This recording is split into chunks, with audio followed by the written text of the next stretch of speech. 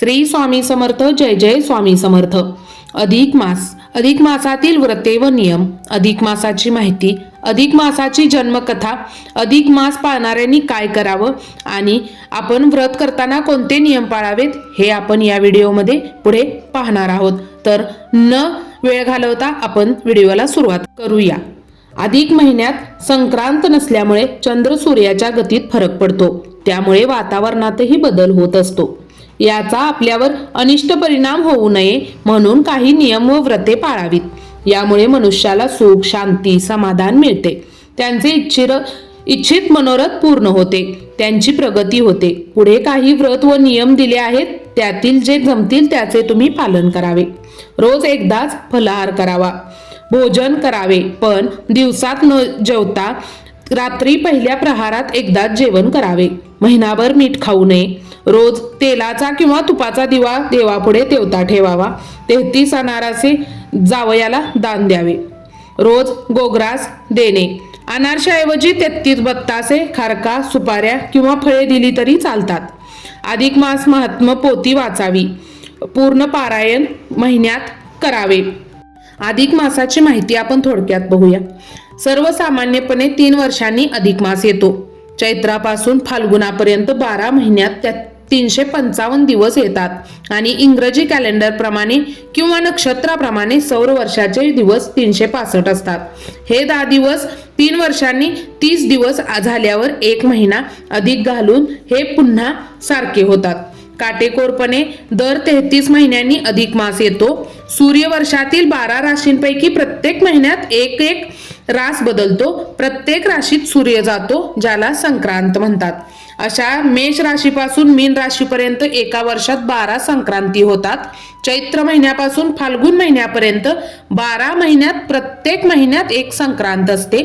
यात बदल होत होत 33 महिन्यांनी असा महिना येतो की त्यात संक्रांत नसते.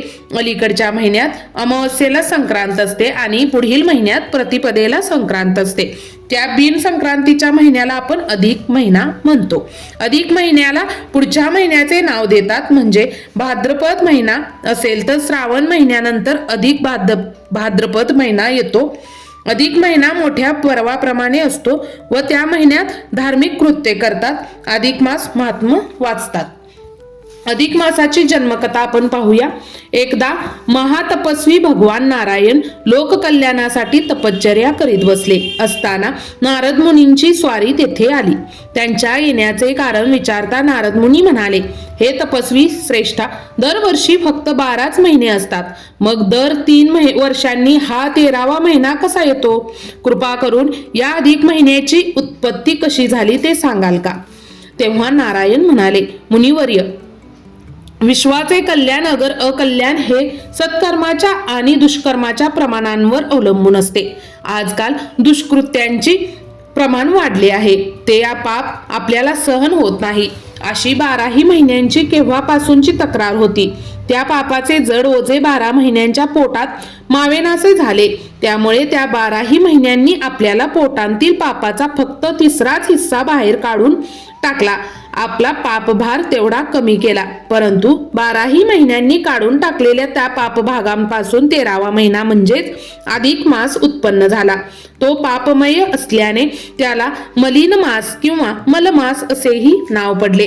पुढे श्रीकृष्णांच्या आणि पुरुषोत्तमाच्या श्रीकृष्णांच्या आशीर्वादाने तो मलमास पवित्र पुरुषोत्तमास असा बनला. या अधिक मासात तीर्थयात्रा, तीर्थस्नान, दान धर्म, उपास, पूजा अर्चा, जप वगैरे धर्मार्चन केल्याने पुण्य लाभ होऊन जीवनाचे सार्थक कसे होते आणि पुरुषोत्तम व्रताने जीवन सुखमय, शांतिमय आणि समृद्धमय कसे बनते ते इथे मी सांगितले आहे. तर अधिक मास पाळणाऱ्या स्त्री पुरुषांनी महिनाभर एक भुक्त राहून पुरुषोत्तम व्रत करावे. संबंध अधिक मासात प्रत्येक दिवशी ही पोथी सकाळी, दुपारी व संध्याकाळी वाचावी, अगर ऐकावी.